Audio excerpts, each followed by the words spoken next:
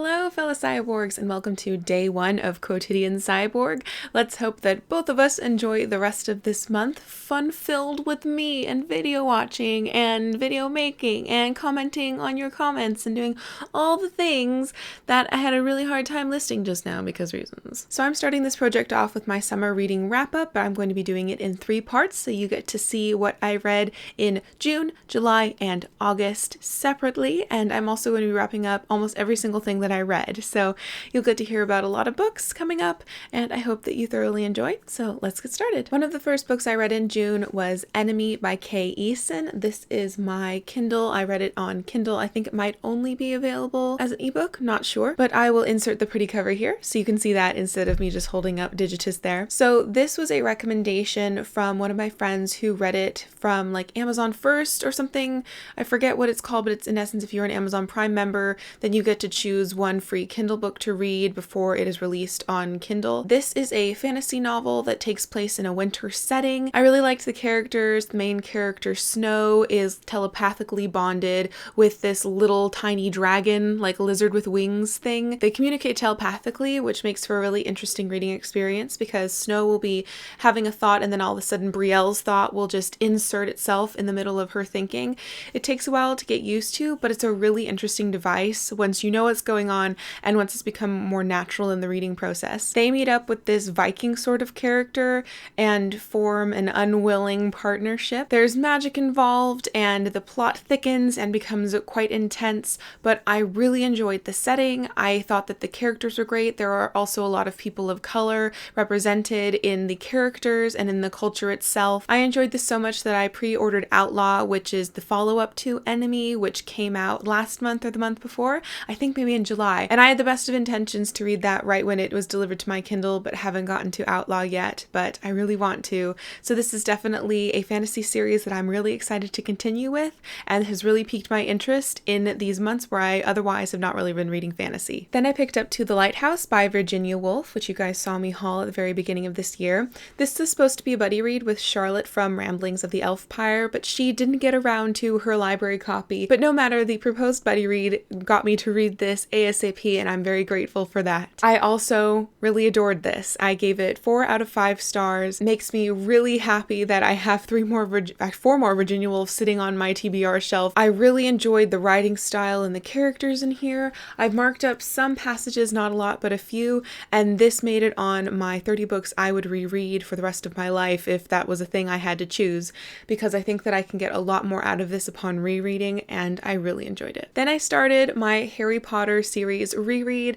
I read the first 5 books in June. I intended to get to all 7, but it just didn't work out. I actually ended up straining my neck from reading for too many hours and had to take a break from marathoning the series. I'm not going to talk about my feelings upon rereading here. I'm going to do a whole complete video about it when I get to books 6 and 7, but it was a lot of fun, and I'm very excited that I am 5 books out of 7 down for that 2016 reading goal. I listened to the audiobook for Out of Africa by Isaac Dinesen, and I really didn't like this. I gave it 2 out of 5 stars. I have seen the movie with Robert Redford and Meryl Streep before reading the book, and the movie is gorgeous and beautiful and tragic, and I really, really like it. I have to give major props to the person who adapted Out of Africa, the novel in essence, into that movie, because in actuality, Out of Africa is a collection of vignettes about Karen Blixen's time in Africa, but you don't get to know Karen Blixen. You don't know why she's there. You don't understand her life circumstances. There's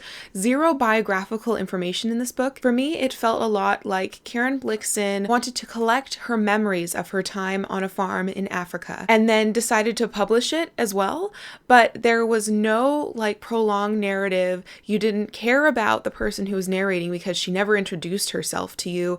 I was really disappointed in this. There was one vignette toward the end which I found really beautiful and it almost made me cry, but for the most part I was confused and didn't care. I wasn't invested in the story, and it was an arduous listening experience. To follow that up was a 4-starred read. This is Fudoki by Kaish Johnson, and I buddy read this with Sabrina from Unmanaged Mischief. We attempted to buddy read this with Brittany from Under the Radar Books, but she was on vacation and it ended up just not working out in her schedule, which was a shame. I hope that she does end up reading it sometime soon though, because I'd still love to chat with her about it. this is my third Kaij Johnson book that I have read, and it's 3 of her like full-length things. She's got a short story collection, At the Mouth of the River of Bees, which I gave 5 stars, Foxwoman, which comes before this in a loose like medieval Japanese fantasy trilogy, I guess. I enjoyed Fudoki on a very similar level as Fox Magic, but a little bit less, even though that doesn't make any sense because in Fudoki we have a lot of themes that I really adore, but somehow the soul in this just wasn't quite as there as with Fox Magic, and certainly not at the level of the short story collection. The themes in here that I really enjoyed was the contemplation of mortality. There was also cats, cat culture, and cat-like behaviors in here. The Japanese setting was lush and, from what I can tell, historically accurate and true to form, but the narrative somehow like switched tones for both narratives because it's split between a dual narrative.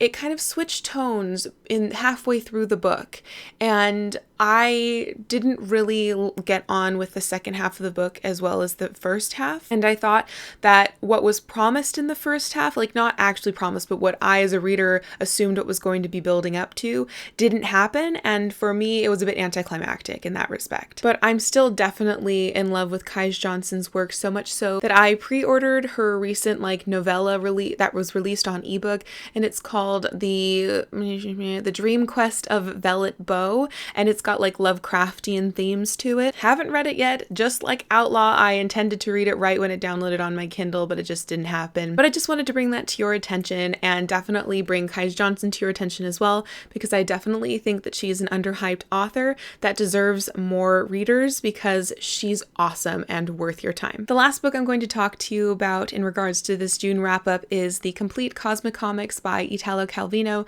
It's a translated work, but it was translated by 4 different gentlemen, I believe, and I don't have my copy anymore because I didn't like it and I gave it away. This was a buddy read with the lovely Victoria from A Hermit's Progress. This was probably my most rewarding buddy read I've had to date. We chatted over Voxer and left each other like 30-minute apiece Voxer messages, and we went off on tangents, and for the entire time that I was buddy reading this with her, it just felt like I was sitting in her living room with her, like sipping on tea and ranting about how much I didn't understand the Cosmic Comics and how much she was enjoying it. So I gave the Complete Cosmic Comics 2 out of 5 stars. This is a collection of short stories that are themed around like physics, astronomical issues, or thought problems. They're loosely narrated by your universe guide named Quifuk. These are kind of more humorous stories, and I oftentimes am not on the same wavelength with humor in books, so that was like strike one against it. Not that it was doing anything wrong, but just that chances are I was not going to be loving this. I don't know where these stories would fit in a genre. For me, the back of the book, my blurb made it seem like these were science fiction short stories, but coming at it from a literary fiction perspective and writing style wise. But it ended up that I felt Calvino was just like had an idea and then ruminated on it for a bit and then decided to turn that into a short story, but there weren't plots, there weren't characters that you cared about, and it just like happened and you were supposed to enjoy it. There were some really interesting thoughts and themes in here, and Victoria and I loved picking that apart, but as far as enjoyment level, this was like a 1-star read, but since it was so great for discussion, I bumped it up to 2. I also had a huge problem with the portrayal of women here in these stories. If women were part of the story, then they were the object of love or the nagging housewife. It was just not a varied picture of women. It was misogynist. I did not enjoy it at all, and it did not improve as the stories continued. If you're interested in really intellectual thought problems sort of exercises, but with a bit more narrative than just simply like reading a philosophy book, then you might get a kick out of the Complete Cosmic Comics, but I certainly didn't, and in fact it's made me a bit nervous to pick up more Calvino, even though I adored The Non-Existent Night and The Cloven Viscount, which was 2 novellas smashed into one book that I read about 3 years ago, and I gave that 4 stars, and that's why I wanted to read more Calvino, but now I'm not so sure. So those are the books that I have wrapped up for you today. Please let me know in the comments down below if you have any thoughts on these, and let me know what those thoughts are too. I hope that you had a lovely reading month in June. Would you tell me your favorite book that you read in June? Thank you for watching, and until next time, continue to be lovely. You are a warrior, kitty cat. A quick thank you to all of my patrons who have decided to support my channel. Right now, there's one of you, Delightful Raven L. Thank you very much for contributing to this channel, and I hope you are still enjoying the content. Thank you so much, and have a lovely day.